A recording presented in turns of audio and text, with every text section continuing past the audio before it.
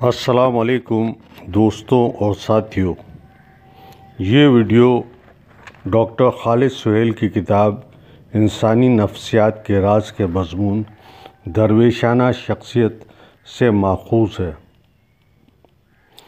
Doctor خالد سہیل لکھتے ہیں کہ ایک نفسیات کے طالب علم ہونے کے ناطے میں روحانیت کے مذہبی اور فلسفیانہ پہلوؤں کی نسبت اس کے نفسیاتی پہلو میں زیادہ دلچسپی رکھتا ہوں۔ میں مختلف سنتوں، سادھوؤں، صوفیوں اور درویشوں کی سوانح عمری پڑھتا رہتا ہوں تاکہ یہ جان سکوں کہ روحانیت کا راستہ اختیار کرنے کے بعد ان کے طرز زندگی میں کیا تبدیلیاں آئیں۔ میرا خیال ہے کہ اکثر درویشوں کی شخصیات میں جو خصوصیت پائی جاتی ہیں وہ قناعت، منکسر المزاجی، عذاب اور ثواب سے بالاتر، من کا سکون، مذہبی اداروں کو چیلنج کرنا اور خدمت خلق کی خصوصیات ہیں۔ قناعت۔ درویش قناعت پسند انسان ہوتے ہیں۔ انہیں اس حقیقت کا احساس ہو جاتا ہے کہ بہت سے لوگ اس ساری دنیا میں اپنی حرص کی وجہ سے دکھی رہتے ہیں۔ وہ حریص لوگ یہ سمجھتے ہیں کہ اگر ان کے پاس بڑا سا گھر، بہت سی کاریں، کشتیاں، عیاشی کا سامان اور بینک میں بہت سے ڈالر ہوں گے تو وہ خوش ہوں گے۔ لیکن درویش جانتے ہیں کہ وہ سب سراب ہے۔ جب کوئی شخص مریض ہو جاتا ہے تو وقت کے ساتھ ساتھ اس کی حرص کم ہونے کے بجائے بڑھتی جاتی ہے۔ پہلے وہ ہزاروں ڈالر جمع کرتے ہیں، پھر وہ لاکھ پتی بننا چاہتے ہیں اور پھر کروڑ پتی۔ درویش یہ راز جان لیتے ہیں کہ زندگی ایک سمندر ہے اور انسانی دل ایک کشتی۔ جب تک کشتی میں سوراخ نہ ہو وہ تیرتی رہتی ہے، لیکن جو ہی اس کے پیندے میں سوراخ ہو جاتا ہے اور پانی اندر آنا شروع ہو جاتا ہے تو اندر آنے والا تھوڑا سا پانی سمندر کے لامتناہی پانی سے زیادہ خطرناک ثابت ہوتا ہے اور کشتی کو لے ڈوبتا ہے۔ جب لوگوں کے دلوں میں کسی بھی چیز کی حرص داخل ہو جاتی ہے تو وہ انہیں پریشان رکھتی ہے۔ درویش سمجھتے ہیں کہ ان کی دولت اور ان کے بچے ان کے نہیں ہیں، وہ زندگی کی امانت ہیں۔ بدھا نے کہا تھا، جب انسان کی اپنی ذات بھی اس کی اپنی نہ ہو تو دولت اور بچے کیسے اس کے ہو سکتے ہیں۔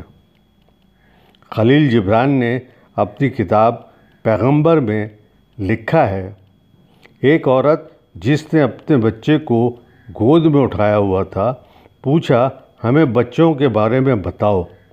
اس نے کہا، تمہارے بچے تمہارے نہیں ہیں، یہ زندگی کی امانت ہے، انہیں اپنی محبت دو مگر اپنے خیالات نہ دو، کیونکہ ان کے اپنے خیالات ہیں۔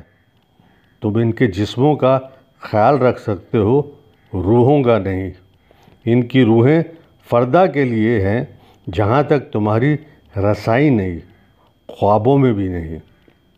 بہت سے ایسے درویش جنہوں نے دنیاوی زندگی کو خیر بات کہہ کر درویشانہ زندگی اختیار کی، ان میں ابراہیم ادھم بھی شامل ہیں۔ وہ معرفت کی راہ اختیار کرنے سے پہلے بہت مالدار تھے۔ کہاوت ہے کہ ایک رات وہ محل میں سو رہے تھے کہ محل کی چھت پر کسی کے چلنے کی آواز آئی۔ انہوں نے بآواز بلند پوچھا، چھت پر کیا کر رہے ہو؟ میں اپنا کھویا ہوا اونٹ تلاش کر رہا ہوں۔ ابراہیم ادھم ہنسے اور کہنے لگے، کیا کبھی کوئی اونٹ چھت پر بھی ملتا ہے؟ وہ شخص بھی زور سے ہنسا اور بولا، اور کیا خدا محلوں میں ملتا ہے؟ اگلے دن ابراہیم ادھم نے محل کو خدا حافظ کہا اور معرفت کی تلاش میں جنگل کی طرف چل دیے۔ خالد سہیل صاحب فرماتے ہیں، دوست احباب بڑے شوق سے ملتے آئے ہیں، دوست احباب بڑے شوق سے ملنے آئے، ہم جو گھر چھوڑ کر جنگل کو چلے ہیں چپ ہیں۔ منکسر المزاجی، درویش منکسر المزاج ہوتے ہیں، وہ انسانوں کا احترام کرتے ہیں، وہ لوگوں کو ان کے نام، خاندان اور دولت کے بجائے ان کے کردار کی وجہ سے پرکھتے ہیں، وہ جانتے ہیں کہ سب انسان برابر ہیں، وہی انسان بہتر ہیں جن کا کردار اعلیٰ ہے۔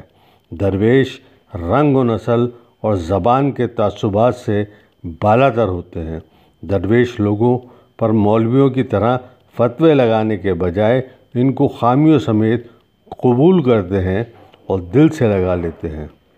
ایک کہاوت ہے کہ ایک محل میں ایک وزیر رہتا تھا، وہ ہر رات سونے سے پہلے ایک کوٹھری میں جاتا تھا، لوگوں کو پتہ نہ تھا کہ اس کوٹھری کا راز کیا ہے۔ جب وہ مریض مرنے لگا اور لوگوں نے راز پوچھا تو وزیر نے کہا کہ ایک زمانے میں وہ گداگر ہوا کرتا تھا، اس نے کوٹھری میں وہ گودڑی سنبھال کر رکھی ہے اور ہر رات سونے سے پہلے دیکھتا ہے تاکہ وہ مغرور اور متکبر نہ ہو جائے۔ اس وزیر کی منکسر المزاجی نے ساری قوم کا دل موہ لیا اور وہ اس کا احترام کرتے تھے۔ سعدی شیرازی فرماتے ہیں، ایک بارش کا قطرہ جب سمندر کے پاس آیا تو شرمندہ ہوا، سوچنے لگا میں سمندر کے آگے کتنا ناچیز ہوں۔ اس قطرے کی ندامت دیکھ کر ایک سیپ کو اس پر پیار آ گیا اور بڑھ کر اسے گلے لگا لیا۔ اس طرح وہ قطرہ اپنی منکسر المزاجی کی وجہ سے موتی بن گیا۔ درویش جانتے ہیں کہ انسان کی اپنی انا اس کی معرفت کے سفر کی راہ میں حائل ہوتی ہے۔ ڈاکٹر خالد سہیل فرماتے ہیں، سفر میں خود ہی حائل ہو گیا ہوں، میں اپنا راستہ روکے کھڑا ہوں۔ عذاب و ثواب سے بالاتر بہت سے لوگ بچوں کی طرح ہوتے ہیں، وہ اچھا کام کریں تو اس کی جزا چاہتے ہیں اور برے کام کریں تو سزا کی امید رکھتے ہیں۔ جو لوگ معرفت کی منزلیں طے کر چکے ہوتے ہیں وہ بڑے مقاصد کے لیے چھوٹے مقاصد اور بڑی خوشیوں کے لیے چھوٹی خوشیاں قربان کر سکتے ہیں۔ بعض لوگ اس دنیا میں قربانیاں دیتے ہیں تاکہ آخری زندگی میں جنت میں جا سکیں اور جہنم سے بچ سکیں۔ درویش معرفت کی اس منزل پر پہنچ جاتے ہیں جہاں انہیں نہ تو جنت کی خواہش ہوتی ہے اور نہ جہنم کا خوف۔ ایک کہاوت ہے کہ ایک دفعہ رابعہ بصری ایک ہاتھ میں آگ اور دوسرے ہاتھ میں پانی لیے جا رہی تھی۔ کسی نے پوچھا، آپ کہاں جا رہی ہیں؟ کہنے لگی، میں جنت کو آگ سے لگانے اور پانی سے جہنم کی آگ بجھانے جا رہی ہوں تاکہ لوگ جنت کی طمع اور جہنم کے خوف سے نیکی نہ کریں۔ من کا سکوت، درویش اس طرح زندگی گزارتے ہیں کہ ان کے دلوں سے حزن، پریشانی اور دکھ نکل جاتے ہیں اور من میں آشتی اور سکون پیدا ہو جاتے ہیں۔ وہ ساری دنیا کو تو نہیں بدل سکتے لیکن اپنے دل کو بدل لیتے ہیں، وہ زندگی کو قبول کرنا سیکھ لیتے ہیں۔ ان کی گفتار و کردار کے تضادات آہستہ آہستہ کم ہو جاتے ہیں۔ وہ چونکہ خود پرسکون ہوتے ہیں، ان کی قربت میں باقی لوگ بھی پرسکون محسوس کرتے ہیں۔ بدھا نے کہا تھا، اگر کوئی انسان خلوص دل سے گفتگو اور کام کرتا ہے، خوشی اور سکون اس کا سایہ بن جاتا ہے۔ مذہبی اداروں کو چیلنج کرنا، بہت سے درویشوں کا خیال ہے کہ مولویوں اور پادریوں نے مسجدیں، گرجے اور مندر بنا کر معرفت کی راہ میں رکاوٹیں کھڑی کر دی ہیں۔ انسانوں کو اپنا سچ تلاش کرنے کے لیے ان مذہبی رہنماؤں اور اداروں کی ضرورت نہیں۔ ایسے رہنما مذاہب اور عوام کا استحصال کرتے ہیں۔ چنانچہ درویش عوام کو بتاتے ہیں کہ ان مولویوں، پنڈتوں اور پادریوں کی پیروی نہ کرو۔ جب روایتی مذہبی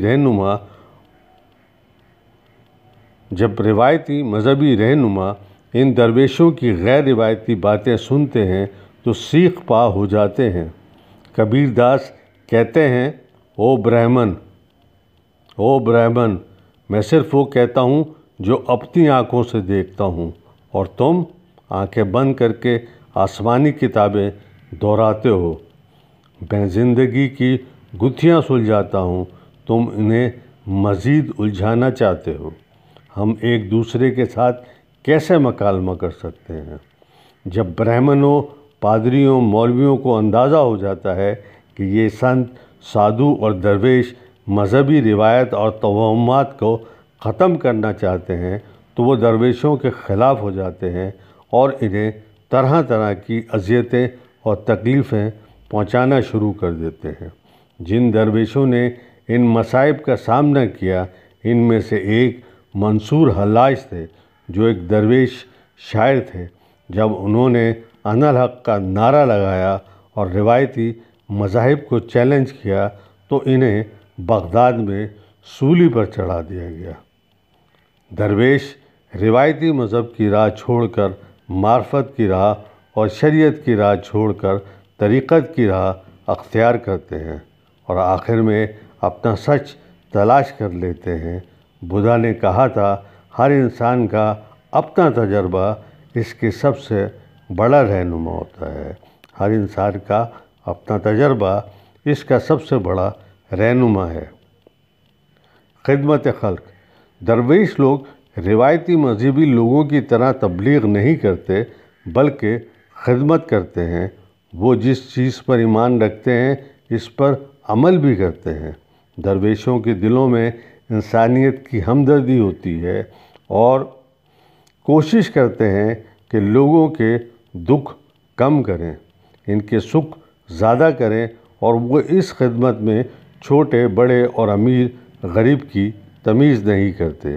وہ انسان دوست ہوتے ہیں، اس لیے ان سے دوسرے انسانوں کا دکھ درد دیکھا نہیں جاتا۔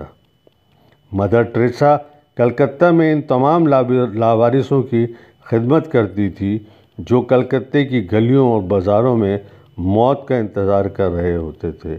وہ انہیں اپنے گھر لے آتی تھی کیونکہ ان کا ایمان تھا کہ کسی انسان کو اکیلے نہیں مرنا چاہیے۔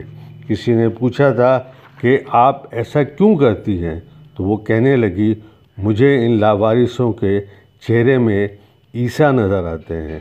شاید اسی لیے مدر ٹریسا کی شخصیت میں پاکستان کے عبدالستار ایدھی کی طرح مسیحائی کوٹ کوٹ کر بھری ہوئی تھی۔ والٹ وٹمن جو امریکہ کے درویش شاعر تھے، وہ بھی جنگ کے دوران واشنگٹن کے اسپتال جاتے تھے اور بیمار سپاہیوں کا خیال رکھتے تھے۔ والٹ وٹمن کی ہمدردی اور مسیحائی صرف اپنی قوم کے لوگوں تک محدود نہیں تھی بلکہ ساری انسانیت کے لیے تھی۔ ان کی ایک نظم کی چند لائنیں یہ ہیں، میرے سامنے میرے دشمن کی لاش پڑی ہے، میرے سامنے میرے دشمن کی لاش پڑی ہے، وہ بھی انسان ہے میری طرح، مقدس انسان۔ میں اس پر جھکتا ہوں اور اس کی پیشانی کو بوسہ دیتا ہوں۔ درویشوں کو اپنے دشمنوں میں بھی انسان نظر آتے ہیں۔ ساتھیوں اور دوستوں، ہم آپ کی خدمت میں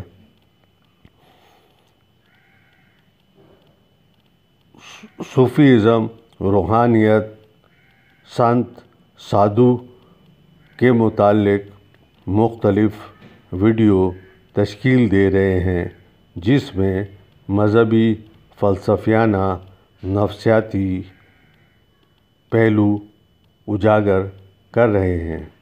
اس کے ساتھ ساتھ ان کے تاریخی حوالہ بھی آپ کو دیں گے کہ کس طرح سے یہ باطنی تعلیم کا نظام معاشرے میں کن کن تبدیلیوں کی وجہ سے روح پذیر ہوا۔